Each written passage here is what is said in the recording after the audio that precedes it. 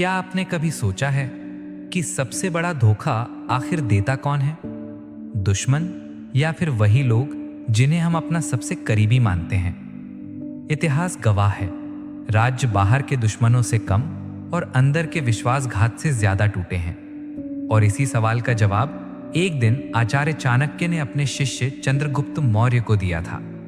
ऐसा उत्तर जो आज भी उतना ही सच है जितना हजारों साल पहले था।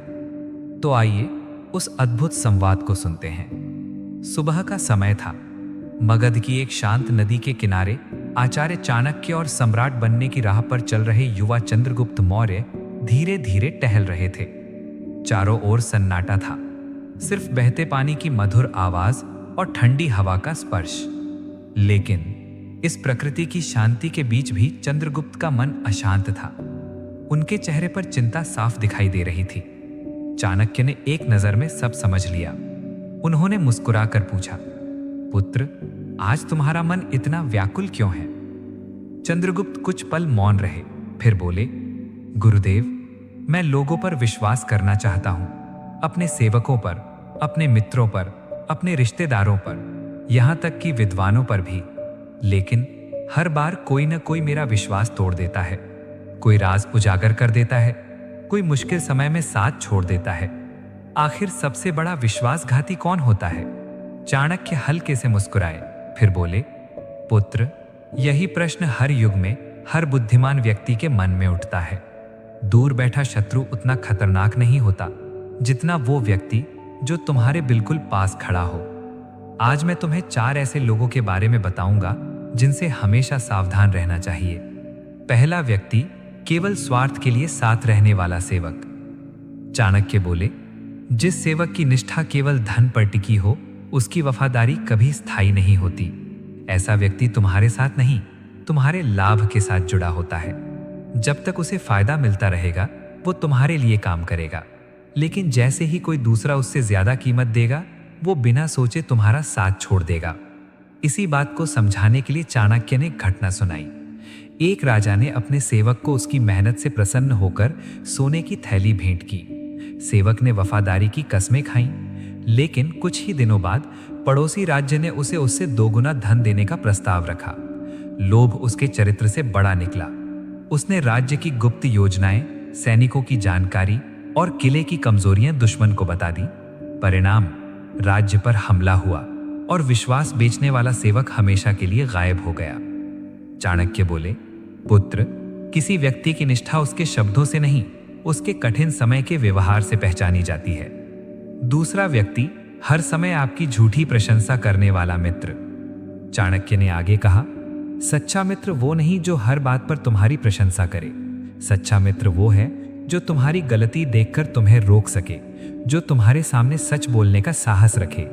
क्योंकि हर समय मीठी बातें करने वाला व्यक्ति अक्सर तुम्हारी कमजोरी बन जाता है।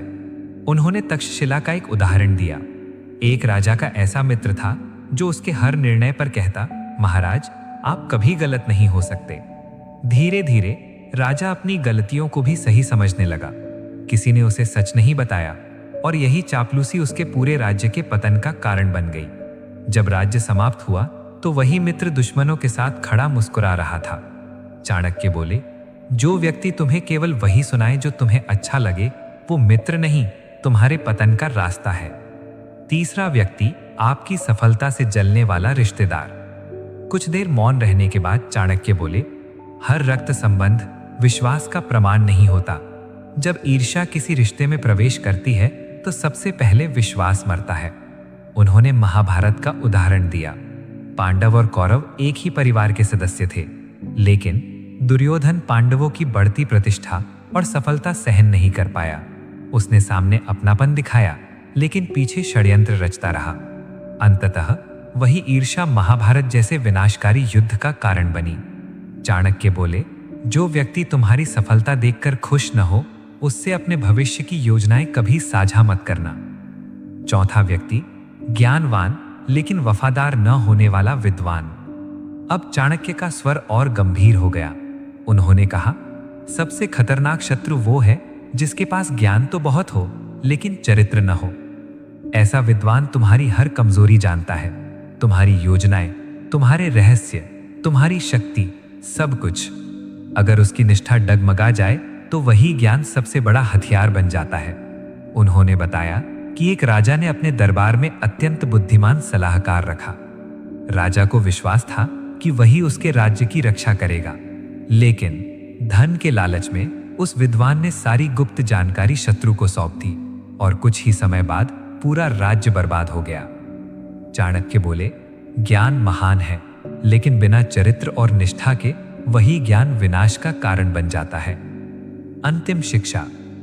चंद्रगुप्त ने विनम्रता से पूछा, गुरुदेव, तो क्या किसी पर विश्वास ही नहीं करना चाहिए? चाणक्य मुस्कुराए, फिर बोले, विश्वास अवश्य करो, लेकिन बिना परीक्षा के नहीं। सेवक को उसके कर्म से पहचानो, मित्र को उसके सत्य से पहचानो, रिश्तेदार को उसकी खुशी से पहचानो और विद्वान को उसकी निष्ठा से पहचानो। फिर उन्होंने अपनी अंतिम शिक्षा दी, जीवन में प्रेम रखना, लेकिन सावधानी कभी मत छोड़ना, क्योंकि सबसे बड़ा खतरा अक्सर बाहर नहीं, हमारे सबसे करीब छिपा होता है। चंद्रगुप्त ने आदरपूर्वक सिर झुका दिया। उस दिन उन्होंने केवल 4 लोगों की पहचान नहीं सीखी, बल्कि जीवन भर साथ रहने वाली एक नीति सीख ली।